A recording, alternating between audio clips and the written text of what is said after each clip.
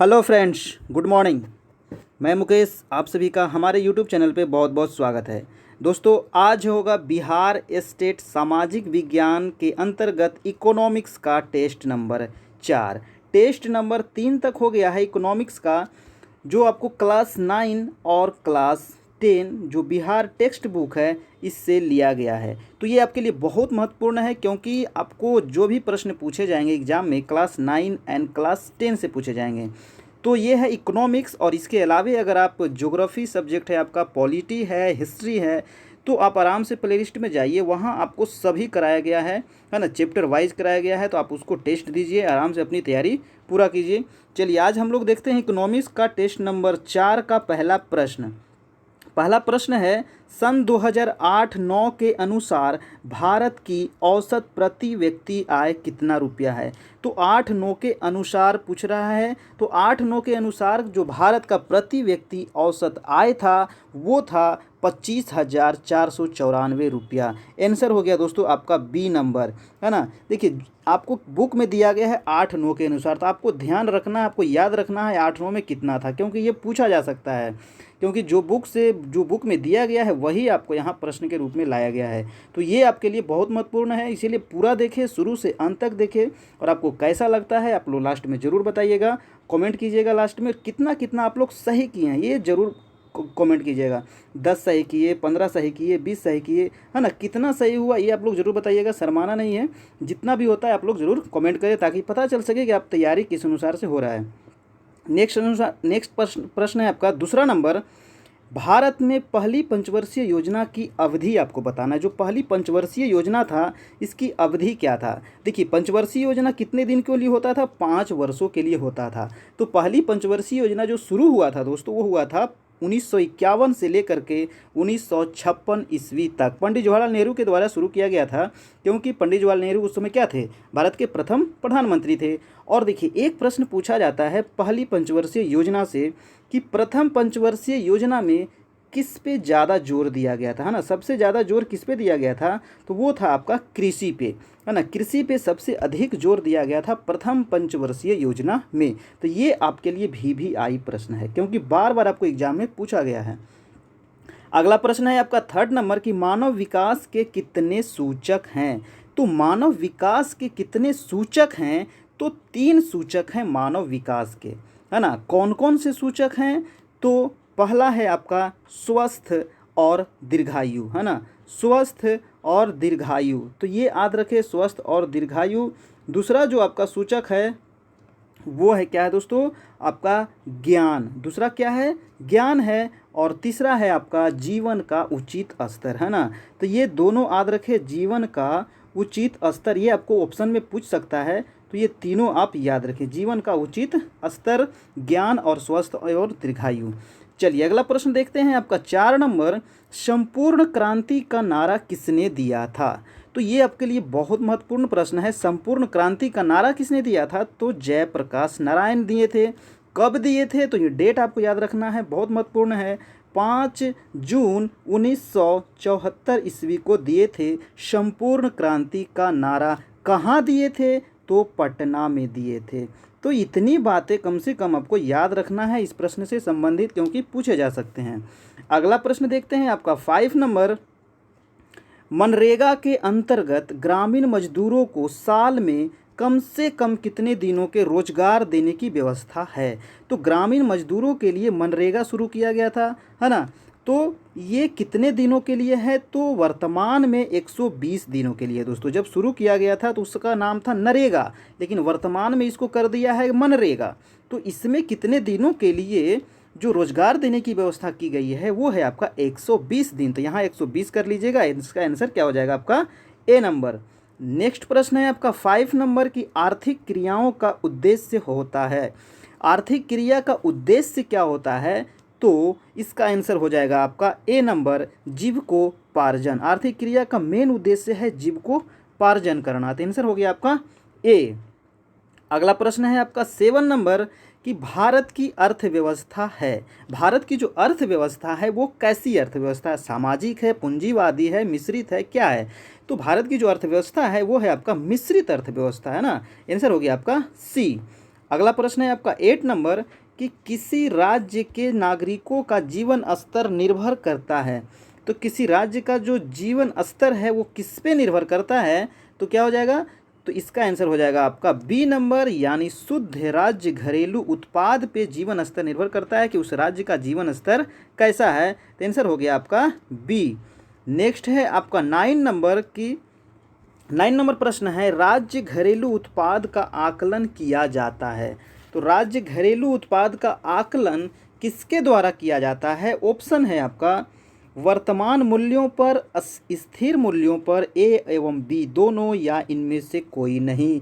तो 9 का आंसर हो जाएगा दोस्तों आपका सी नंबर, यानी ए और बी दोनों पे, यानी वर्तमान मूल्य पे निर्भर करता है और स्थिर मूल्य पे आकलन किया जाता है राज्य घरेलू उत्पाद का। ठीक है, तो आंसर हो गया आपका सी नंबर। नेक्स्ट है आपका 10 नंबर। 10 नंबर प्रश्न है कि बिहार की आय में सर्वाधिक योगदान होता है। तो सर्वाधिक योगदान किसका है, बिहार का जो आय है उसमें क्या चीज़ का है, कृषि का। सबसे अधिक योगदान किसका है दोस्तों, तो कृषि का योगदान सबसे अधिक है। आपके लिए भी आई प्रश्न है, तो याद रखिएगा। नेक्स्ट है आपका 11 नंबर प्रश्न। और दोस्तों अभी तक हमारे चैनल पे आप नए हैं तो प्लीज़ सब्सक्राइब कर ले हमारे चैनल को और बेल आइकन ज़रूर प्रेस करें ताकि जो भी वीडियो आवे इसके बाद उसका नोटिफिकेशन आपको मिलता रहे। यहाँ स्टेट का संपूर्ण तैयारी कराई जा रही है ना, बिहार स्टेट की संपूर्ण तैयारी कराई जा रही है, आपको चैप्टर वाइज कराया जा रहा है। तो आप पूरा देखें, शुरू से अंत तक देखें, और अभी तक सब्सक्राइब नहीं किए तो प्लीज़ ज़रूर सब्सक्राइब कर ले। 11 नंबर प्रश्न है कि बिहार में किस जिले की प्रति व्यक्ति आय सबसे कम है। तो सबसे कम जो आय है दोस्तों वो है आपका शिवहर, है ना। शिवहर की सबसे कम आय है। देखिए आपको दो तीन जिला पूछ सकता है। तो एक है आपका शिवहर और दूसरा जिला आप याद रखें मधेपुरा, है ना। तीसरा जिला है आपका सुपौल। तो ये तीन जो लास्ट सबसे ज़िले हैं, मतलब सबसे कम आय वाले ज़िले हैं तीन, शिवहर, मधेपुरा, सुपौल। और सबसे अधिक आय वाले ज़िले आपको भी याद रखना है, तो वो है आपका पटना, है ना। दूसरा है आपका मुंगेर और तीसरा है आपका बेगूसराय। तो ये है आपका तीन जो अधिक आय वाले ज़िले हैं और ये तीन आपके कम आय वाले ज़िले हैं, तो दोनों याद रखिएगा। चलिए अगला प्रश्न है आपका 12 नंबर की राष्ट्रीय आय में वृद्धि होने से प्रति व्यक्ति आय में क्या होगा। अगर राष्ट्रीय आय वृद्धि होगा तो प्रति व्यक्ति आय में भी तो वृद्धि होगी। तो इसका आंसर क्या हो जाएगा, बी नंबर। चलिए अगला प्रश्न है आपका 13 नंबर। 13 प्रश्न है राष्ट्रीय एवं प्रति व्यक्ति आय में वृद्धि होने से खाली स्थान यहाँ भरना है कि क्रिया पूरी होती है। तो राष्ट्रीय एवं प्रति व्यक्ति आय में वृद्धि होने से विकास की क्रिया पूरी होती है। तो आंसर क्या हो जाएगा आपका ए नंबर, विकास की क्रिया पूरी होती है। अगला प्रश्न है आपका 14 नंबर। उत्पादन, आय और खाली स्थान एक चक्रीय प्रवाह का निर्माण करते हैं। तो उत्पादन हो गया, आय हो गया और यहाँ पे खाली स्थान की जगह क्या आ जाएगा, व्यय, है ना। उत्पादन, आय एवं व्यय एक चक्रीय प्रवाह का निर्माण करते हैं। आंसर हो गया आपका बी नंबर। नेक्स्ट प्रश्न है दोस्तों आपका 15 नंबर। मुद्रा वह धुरी है ना। मुद्रा वह धुरी है जिसके चारों ओर अर्थ विज्ञान घूमता है, यह किस अर्थशास्त्री का कथन है। ये आपका बहुत इंपॉर्टेंट प्रश्न है क्योंकि कथन आपको हमेशा एक पूछ लिया जाता है। तो ये कथन याद रखें क्योंकि बुक में दिया गया है, तो आपके लिए बहुत महत्वपूर्ण है।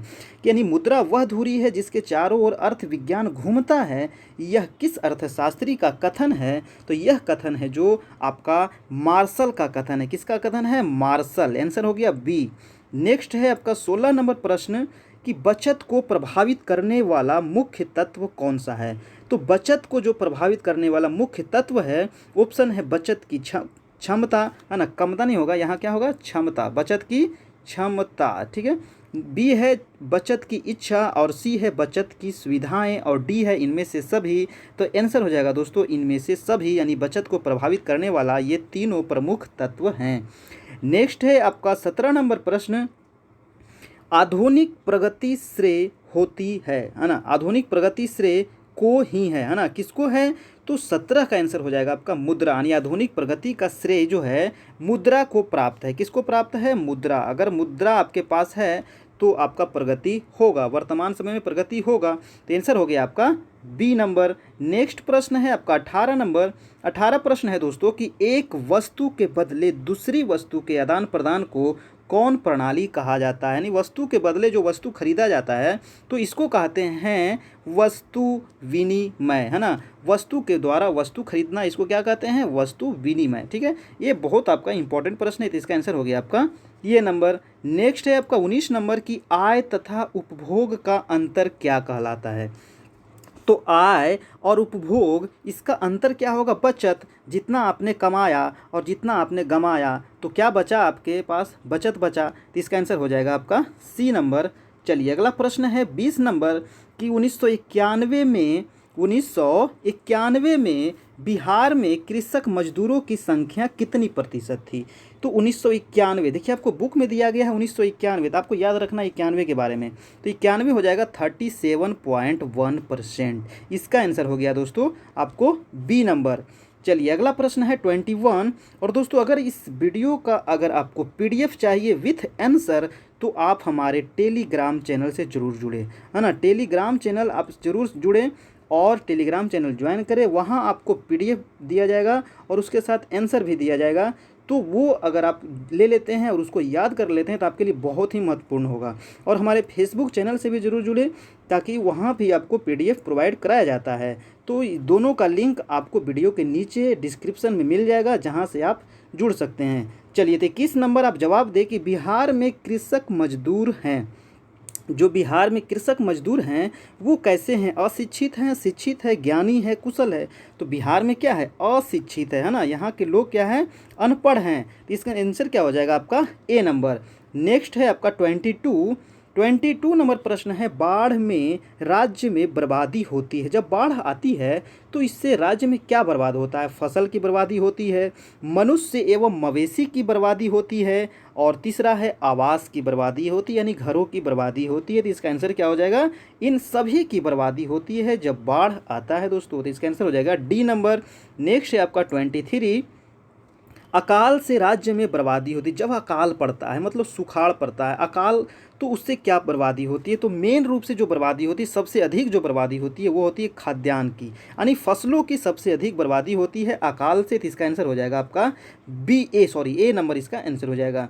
नेक्स्ट है आपका 24 कि गैर सरकारी संगठन के रूप में बिहार में कौन सा डेयरी प्रोजेक्ट कार्य कर रहा है? देखिए इस क्वेश्चन में आपका जो बुक में आंसर दिया गया है वो दिया गया है पटना डेयरी, लेकिन वर्तमान समय में अगर देखा जाए तो बिहार में पटना डेयरी भी है, मदर डेयरी भी है, अमूल डेयरी भी आ चुका है।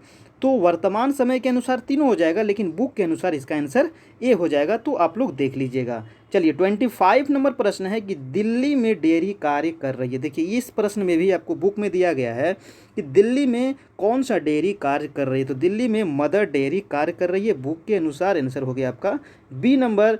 नेक्स्ट प्रश्न है आपका 26 नंबर।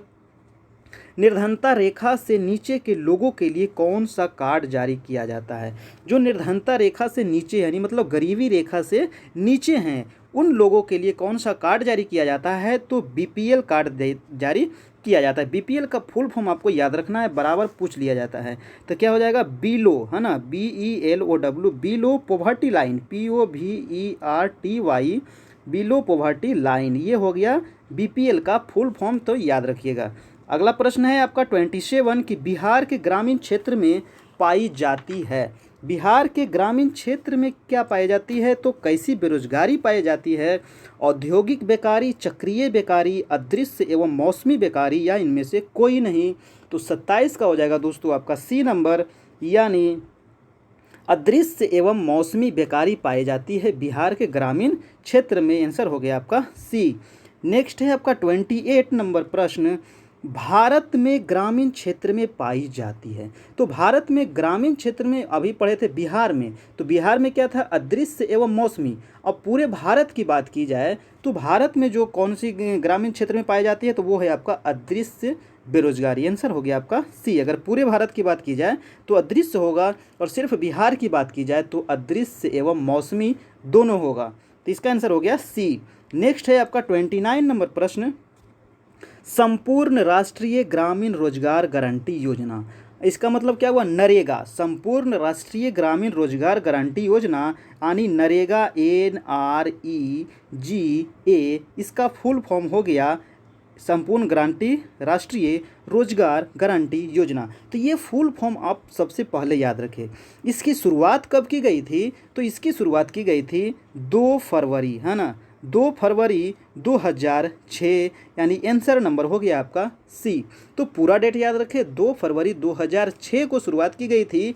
और कितने जिलों में शुरुआत की गई थी, तो स्टार्टिंग में ये 200 जिलों में शुरुआत किया गया था। देखिए, नरेगा को 2009 ईस्वी में, यानी 2 अक्टूबर, ठीक है, 2 अक्टूबर 2009 में नरेगा को नाम बदल कर दिया गया मनरेगा, है, यानी नरेगा में एम जोड़ दिया गया। एम का मतलब महात्मा गांधी जोड़ दिया गया, है ना।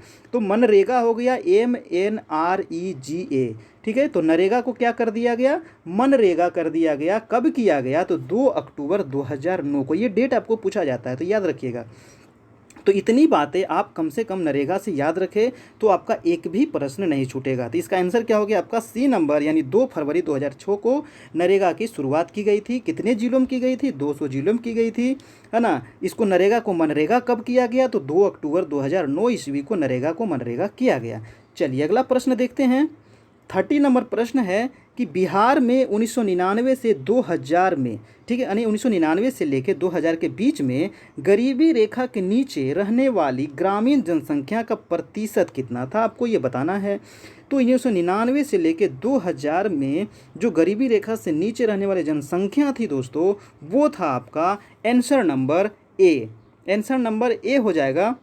देखिए ए में थोड़ा यहाँ मिसप्रिंट हो गया, 42 हो जाएगा, है ना, 42.6% इसको कर लीजिएगा, 42.6%। आंसर क्या हो गया, ए।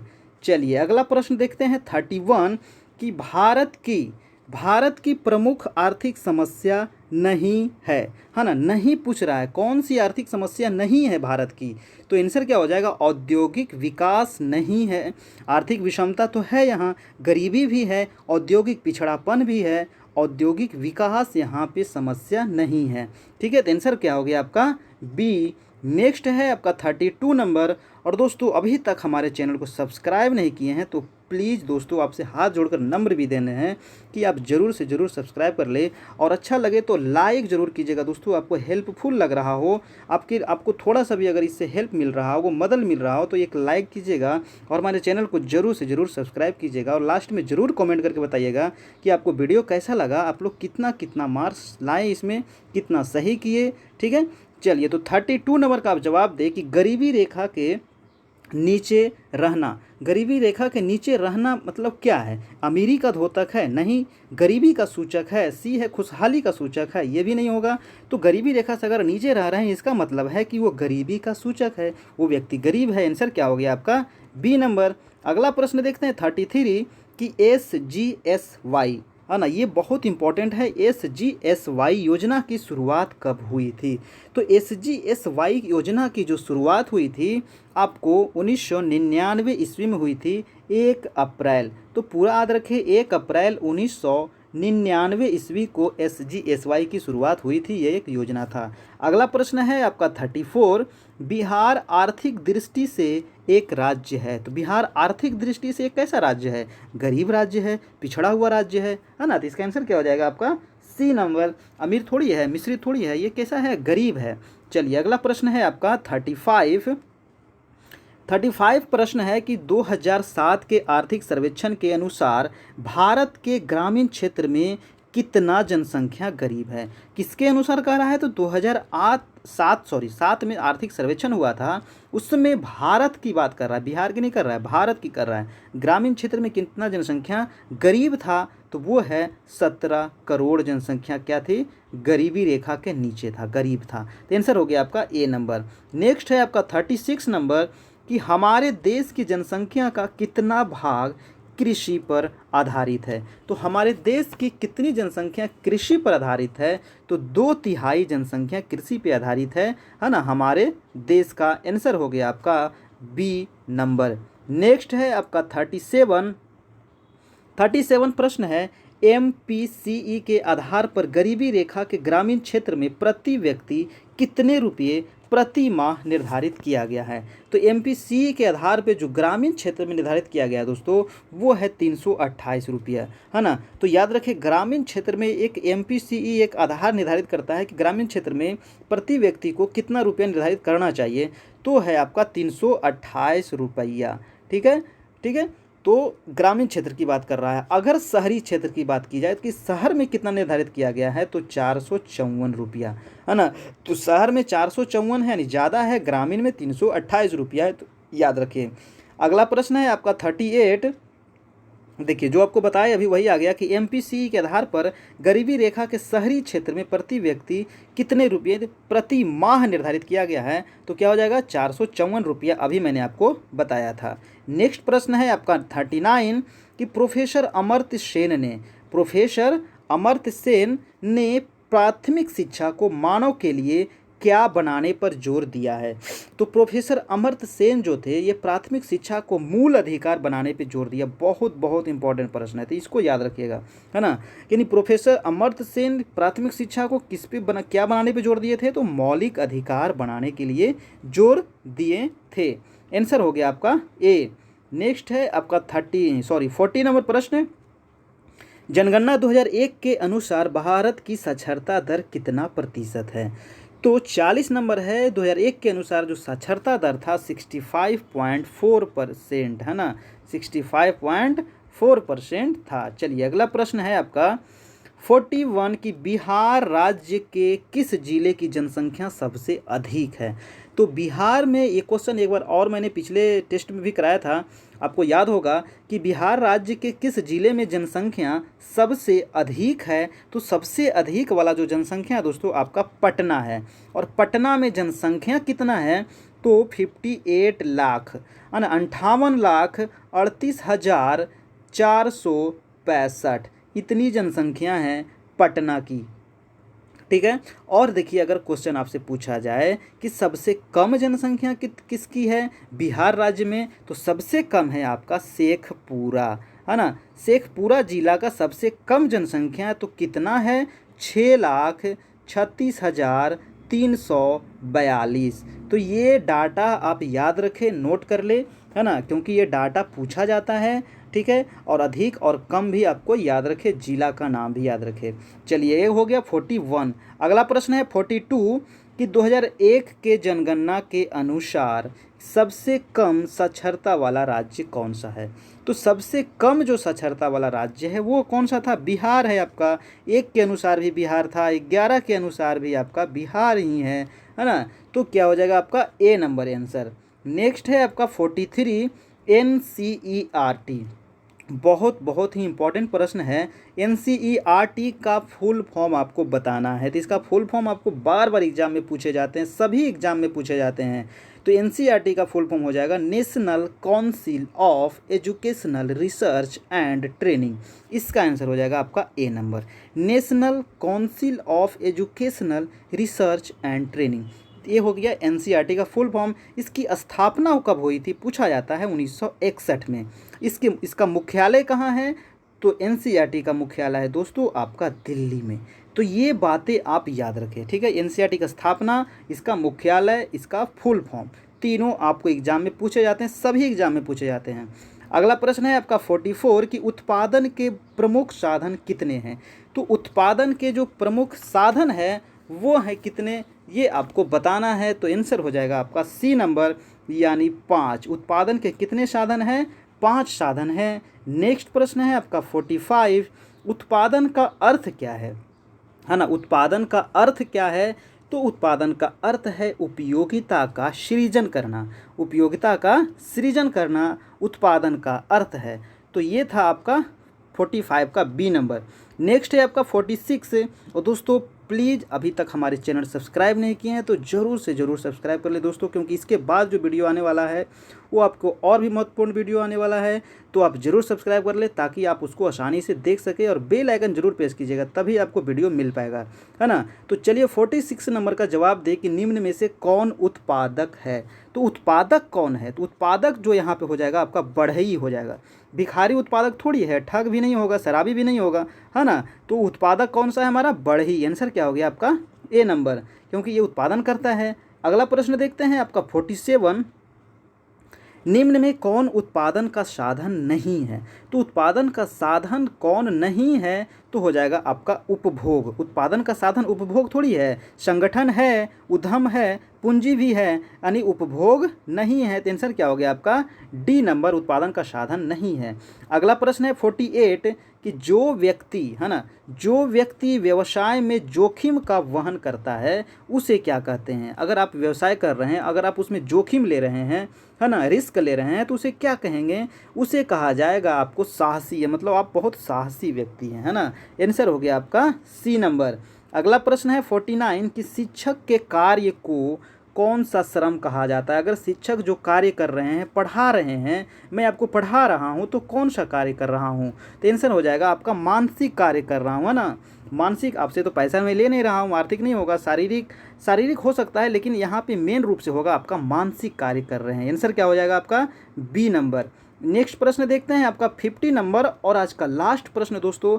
तो प्लीज़ दोस्तों अगर आपको वीडियो अच्छा लगा हो, आपको हेल्पफुल लगा हो, तो एक लाइक ज़रूर कीजिएगा लास्ट में दोस्तों, और लास्ट में कमेंट जरूर कीजिएगा कि आपको वीडियो कैसा लगा, आप लोग कितना मार्क्स लाए, है ना। और अभी तक चैनल को सब्सक्राइब नहीं किए तो प्लीज़ ज़रूर से ज़रूर सब्सक्राइब कर ले।